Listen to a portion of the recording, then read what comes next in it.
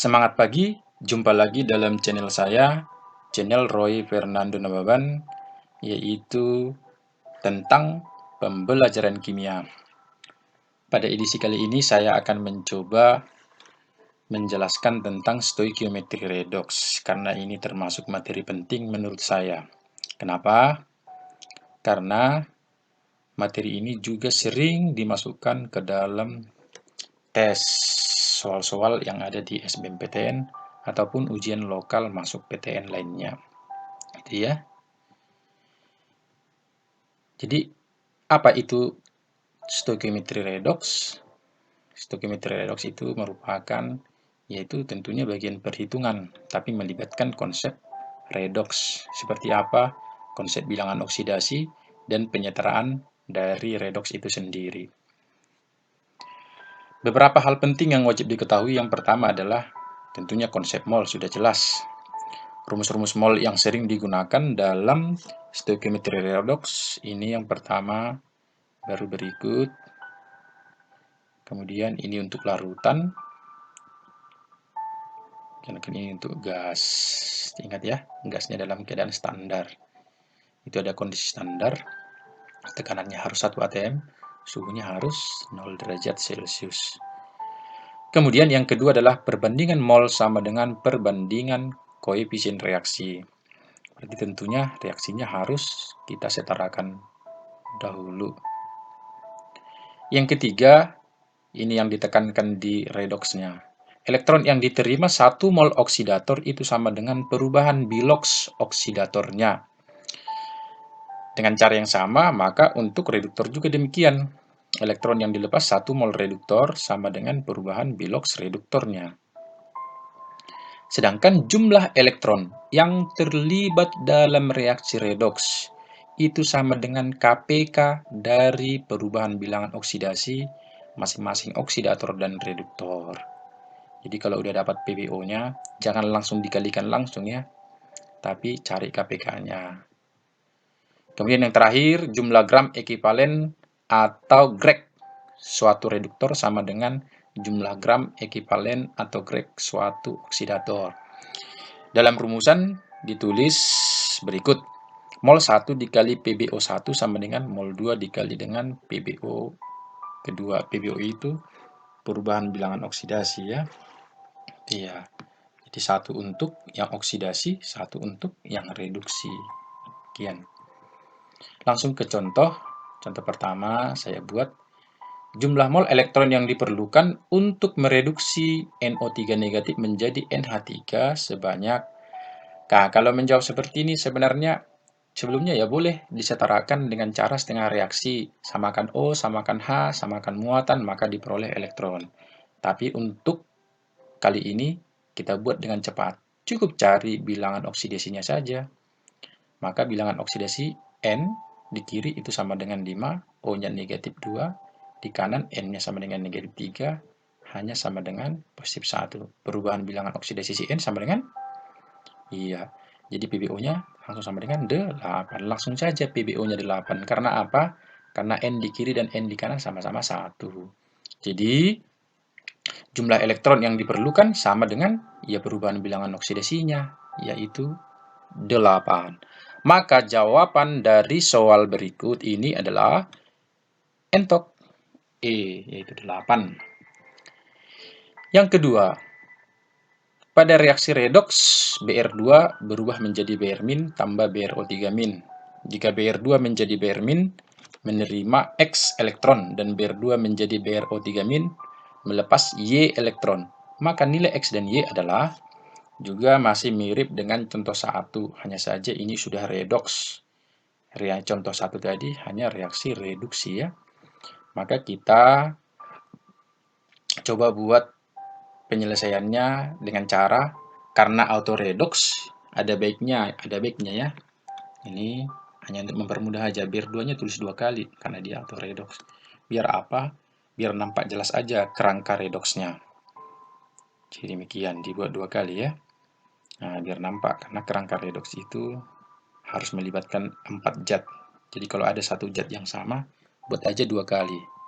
Jadi bilangan oksidasinya kita cari 0 karena unsur bebas, 0 unsur bebas, ion monoatomik negatif 1. Ini tadi Br negatif 1, ini Br-nya 5 ya, negatif 2. Jadi langkah pertama samakan dulu atom Br-nya, karena bilok si Br yang berubah, berarti si Br-nya harus sama. Jadi berikut, nah tinggal menambahkan koefisien 2 ya, bagi Br- dan BrO3-. Lalu buat kerangka redoksnya, kita mulai dari Br2 menjadi Br-.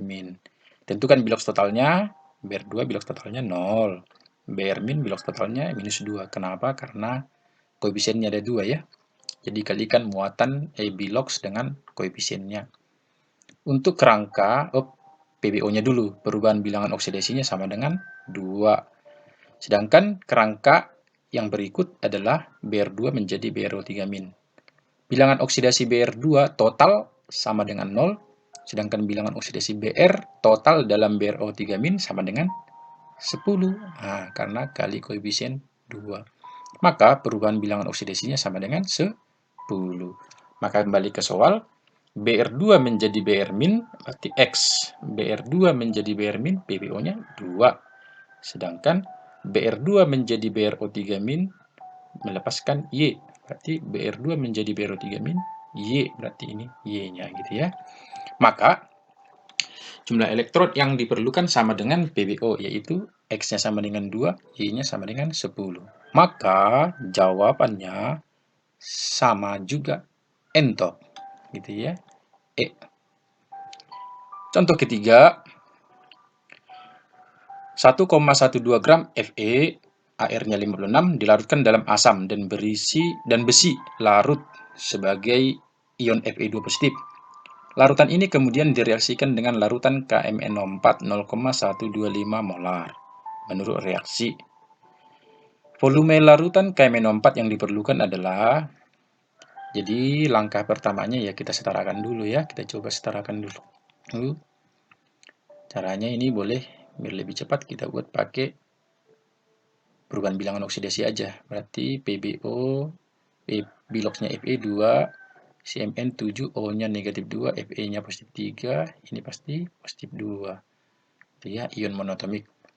Buat kerangkanya, maka PbO-nya 1.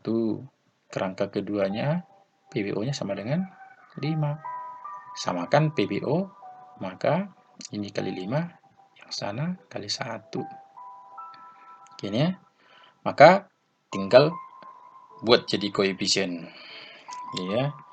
Maka hasilnya jadi ini tadi ya. Jadi untuk jumlah H2O dan H positif atau OH negatif dan yang lain itu tidak perlu. Kita hanya butuh koefisien zat-zat yang di dalamnya ada biloks atom berubah. Gitu aja ya. Jadi pada umumnya kita gunakan 4 zat saja. Jadi sepanjang apapun reaksi, toh hanya 4 zat yang kita gunakan. Gitu ya. Maka kita gunakan konsep mol. Mol Fe itu sama dengan mol Fe2 positif. Karena rumusnya adalah gram per AR, berarti ini rumusnya ya, 1,12 per 56, hasilnya menjadi 0,2. Jadi kalau sudah dapat molnya Fe 0,02, ya otomatis molnya MnO4 juga harus dapat. Karena apa? Perbandingan koefisien. Jadi 1 per 5, ini ya, koefisien ditanya, per koefisien diketahui, kali mol diketahui. Maka hasilnya jadi 0,04 mol, 0,0042 molnya ya. Sehingga mencari mol MnO4 dalam larutannya itu molar dikali volume. Jadi molnya sudah diketahui. Jadi 0,04 sama dengan molarnya ada di soal tadi 0,125 kali volume. Sehingga volumenya sama dengan ya. Jadi kalau ini nanti kita bagikan 0,04 dibagi 0,125 hasilnya ini 0,032 liter. Kita ubah ke mililiter, berarti kali 1000 jadi 32 ml. Maka volume KMnO4 ya tentunya sama dengan volume MnO4 negatif, yaitu 32 ml. Kemudian contoh keempat, ya banyak contohnya ini, ya gitu ya. biar semakin paham tentang stoichiometry redoxnya. Logam Al digunakan untuk mereduksi ion OS, AR-nya 190 menurut reaksi. Jadi ini ada reaksi Al tambah OS N positif. Al3 positif tambah OS. Sebenarnya dari reaksi ini bisa kita simpulkan Al-nya oksidasi, berarti OS-nya harus reduksi. Jadi kalau ini biloxnya 0, ini 3, berarti biloxnya N ini sudah pasti harus di atas 0 ya, karena dia reduksi. Ya dilanjutkan, bila 18 gram logam Al tepat mengendapkan 190 gram padatan OS, maka nilai N adalah, jadi berapa nilai N yang ditanya? Jadi kita mulai dari ini, karena jumlah atomnya dulu ya, samakan, oke Al-nya sudah sama, OS-nya sudah sama, berarti nggak masalah kalau untuk penambahan zat yang lainnya. Langsung kita gunakan rumus yang cepat tadi, yaitu mol kali PbO, SAP gitu ya. Mol 1 dikali PbO1, mol 2 dikali PbO2. Bilok siapa yang berubah? Si Al dan si OS. Berarti yang satu ini kita gunakan untuk si Al. Yang kedua kita gunakan untuk si OS. Kira-kira demikian ya. Berarti kita cari molnya si Al. Molnya si Al sama dengan gram per AR. PbO-nya 3. Ini gram per AR-nya. AR-nya Al 27 ya. 3-nya dari mana? Udah tahu ya. Berarti dari 0 menjadi 3. Sedangkan molnya si OS gram per AR juga.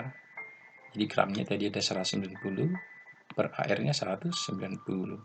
Maka diperoleh PbO-nya sama dengan ini ya, PbO keduanya sama dengan strength ini ada 2. Jadi bisa kita simpulkan si OS ini bilangan oksidasinya berubah sebanyak 2, yaitu dari N positif menjadi 0.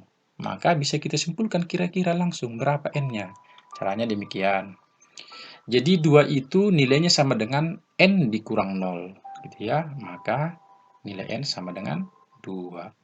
Gitu ya. Maka jawabannya sudah pasti ini tadi. Pola. Gitu ya. Jadi gak ada masalah. Jadi demikian contoh-contohnya untuk melatih pemahaman tentang stoichiometry redox ini. Ini ada latihan-latihannya boleh ya. Ini mirip-mirip dengan yang sebelumnya di contoh soal. Oke. Demikian untuk edisi kali ini. Semoga bisa memberi manfaat bagi siapapun yang menyaksikan atau menonton video pembelajaran ini. Semoga channel ini berguna terkhusus bagi para siswa-siswa yang ada di seluruh Nusantara. Secara khusus siswa-siswa saya yang saya kasihi di SMA Santo Thomas 3 Medan, yaitu 12 IPA. Salam sehat, salam semangat, bersukacita dari saya. Semoga kalian senantiasa disertai oleh Yang Maha Kuasa.